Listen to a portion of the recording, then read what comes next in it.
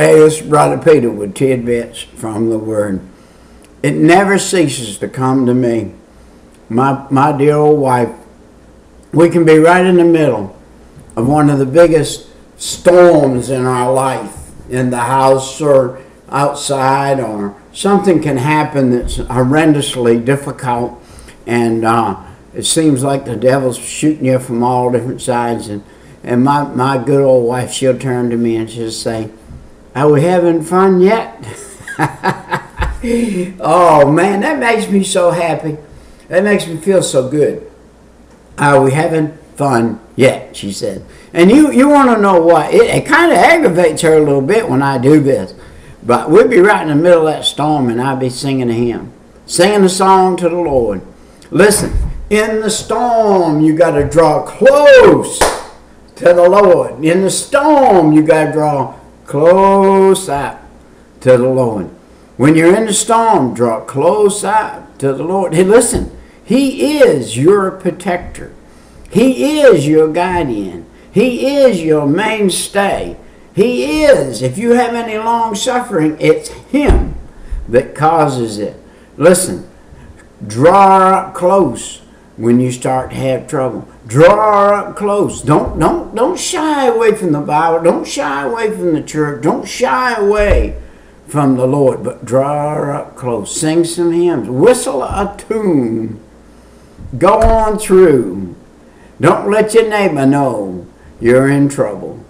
And people will say, "That guy's always happy. He's smiling. And he don't never have no problems." What they don't know is you're in a storm worse than they ever been in, and you're in the middle of great problems. I can't help but think, whenever I'm talking this subject, I think of Peter. Peter, what did he do? He stepped out of the ship. People fault him because he sank. Well, because he sank because he looked back at the world. For 1 second, he took his eye off of Jesus, and he saw the waves boisterous, and he saw the wind, and he saw the world, and he started going down. But when he put his eyes back on Jesus, he saw Jesus with his hand out saying, "Come on, Peter." And he walked right back up on that water, put his hand in Jesus' hand, and immediately they were at the shore. They walked onto the shore. Listen, let me tell you a little story. Keep your eyes on Jesus. Keep your eyes on Jesus. No other human being will do for you. No, nothing else will do for you. Your wife, your children, your house, your household, nothing in this world other than the Lord Jesus Christ will do for you to keep you from self-destructing in your time of trouble. All right, it's not bad to start sinking. What's bad is when you keep sinking. Had Peter not looked back at Jesus, he'd have drowned. I guarantee it. If he had not looked back at Jesus, he would have drowned. But it wasn't his time to go. So he looked back at Jesus. And by the way, later on in life, that experience gave Peter some faith that he absolutely had to have. We're talking about Saul, who was changed later to Paul. He had a prolific life. He had a absolutely astronomical life. Follow the life of Paul the Apostle and how he did not take his eyes off the Lord Jesus, except maybe in one little case right here. When he got upset with Mark, he did not see that Mark was young in the Lord. He did not see. He kind of, in a sense, if you will, please, he kind of forgot Mark was a baby Christian. Mark had not come to the place to where Paul had come. He had not come to the place where Silas had come. And Mark saw ahead of him the grief on that road. And he said, "I'm not going that way. I am not walking in to that situation. I'm not going to do it. And Paul didn't understand that. But, you know, God gives each man the amount of faith that that man needs for that situation. Paul had the faith to walk in to the prison house.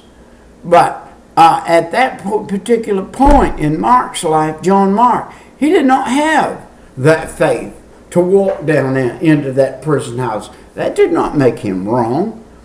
That made him younger. He was younger in the Lord.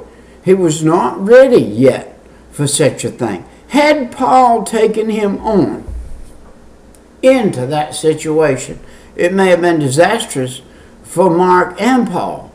And God knew that. He was the one that allowed John Mark to say, I am not going that way. And he didn't. And it upset Paul. It upset him to no end. I don't know if that's the only account, but I think it is the only account of Paul getting really upset in the Bible. And after he became Paul, he got upset about that situation. But a little later on now, when he sent out, hey, you send that John Mark over here. You know something? I see he's grown. I see he is a benefit to the kingdom of heaven. I can see right now he will be the helper that I need in this situation. You send him over here. I need him to come over here. And you have him bring, if I'm not mistaken, the parchments in my cloak and over here. And he asked specifically for a man that he had fallen out with, John Mark. Boy, do we have some examples here. Listen, you guys. Man, woman, boy, or girl. If you have in your life, anywhere in your life, fallen out with somebody and you hadn't made it right, you need to look them up. You need to call them, write a letter to them, go see them, do whatever you can do if they're alive. If they're not alive, look up their parents. Look up their ancestors. Look up their children. Look up there and say, hey, I want to apologize to you for the disagreement your father and I had. Because that passes on down through the family. That passes on. If that person that died knew that grievance was there between you and him, he's probably passed it on to his children and said to them, you stay away from that guy. He's no good. Or whatever. You need to make that right. If you're alive and you can make it right. Who knows? Somebody may get saved through you coming up and making it right. But I tell you what will happen if you make it right. You can get right with the Lord. If every time you go to that altar down there, God shows you the same thing over and over and over and over again. And God says to you, go take care of this. Go take care of this. Go take care of this. Go take care of this. Hey, if you don't take care of it, you find yourself laying in a hospital bed with some kind of disability, and you ain't took care of it, and you close to death, I tell you what you better do. You better send for that person and say, hey, would you do me a favor and go tell that person I need to see them before it's too late. I need to make my apologies. Would you have them come over here to this hospital, walk in, and see me so I can make a verbal apology? You know what? You just might get out of that hospital bed and you just might walk out of there and never have a problem again. Listen, God is long-suffering. But there are some things, if you're standing in the way of another man entering the kingdom of heaven through some stupid idiosyncrasy that you have in your life that you're not willing to take care of, God's going to whip you for it. And by the way, the Lord said you'd be better off to have a millstone hung around your neck and throw it in the deepest part of the ocean if you're going to offend one of these little ones. What is he talking about? One of these little ones might be a full-grown man that is little in the faith, that is little coming into the Christian neighborhood. So you need to be careful how you live in this world. If you're going to live for Jesus Christ, you're going to have to live all the way. Our time's come and gone. It's been good to be with you.